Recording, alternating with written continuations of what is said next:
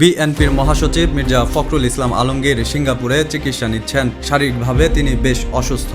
হৃদরোগের অসুস্থতা সহ তার আরও কিছু শারীরিক জটিলতা রয়েছে। এই অবস্থায় সার্বক্ষণিকভাবে রাজনৈতিক তৎপরতা চালানো তার পক্ষে অসম্ভব। এ বিষয়টি মির্জা ফখরুল ইসলাম আলমগীর দলের শীর্ষ নেতাদের জানিয়েছেন। মির্জা ফখরুল ইসলাম আলমগীর দলে একজন নতুন মহাসচিব নিয়োগ দেওয়ার অনুরোধ করেছেন এবং এ পরামর্শ বিএনপির ভারপ্রাপ্ত চেয়ারম্যান তারেক জিয়াকেও দেয়া হয়েছে। কিন্তু সমস্যা হলো বিএনপিতে এখন এমন কেউ নেই যে মহাসচিব হওয়ার দায়িত্ব নিতে রাজি। গেল বছর 28শে অক্টোবর মির্জা ফখরুল ইসলাম আলমগীর গ্রেপ্তার হয়েছিলেন। ওই দিন বিএনপির জনসভা থেকে সৃষ্ট তাণ্ডবের প্রেক্ষিতে পুলিশ তাকে গ্রেফতার করে এবং 3.5 মাসেরও বেশি সময় কারাভোগ করেছিলেন। এ সময় লন্ডন থেকে বলা হয়েছে যে বিএনপিতে একজন নেতা গ্রেপ্তার হলে সাথে সাথে একজন ভারপ্রাপ্ত নেতাকে দায়িত্ব দেওয়া হবে। সেই হিসাব থেকে মির্জা ফখরুল ইসলাম আলমগীরের গ্রেফতারের পরপরই একজনকে ভারপ্রাপ্ত মহাসচিবের দায়িত্ব দেওয়ার কথা নিয়ে আলোচনা হচ্ছিল।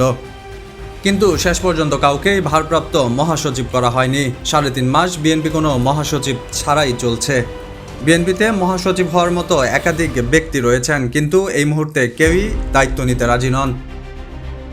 বিএনপির মহাসচিব হওয়ার ক্ষেত্রে যদি জ্যেষ্ঠতার বিবেচনা করা হয় তাহলে ডক্টর খন্দকার মোশাররফ হোসেনের নাম আসে সবার আগে। কিন্তু খন্দকার মোশাররফ হোসেন এখন শারীরিকভাবে অসুস্থ, তিনি এ দায়িত্ব নিতে পারবেন না, এটা অন্তত স্বাভাবিক।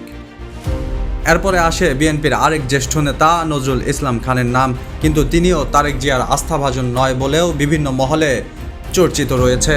মির্জা আব্বাসের নাম আলোচনায় আসলেও তিনি নিজেই মহাসচিব হতে আগ্রহী নন, কিন্তু তারও কিছু শারীরিক জটিলতা রয়েছে। আমির খসরু মাহমুদ চৌধুরী অনেকের পছন্দের ব্যক্তি এবং দলের ভিতরেও বেশ জনপ্রিয়। এ অবস্থায় মির্জা ফখরুল ইসলাম আলমগীরের সবচেয়ে ভালো বিকল্প হিসেবে আমির খসরু মাহমুদকে মনে করা হয়।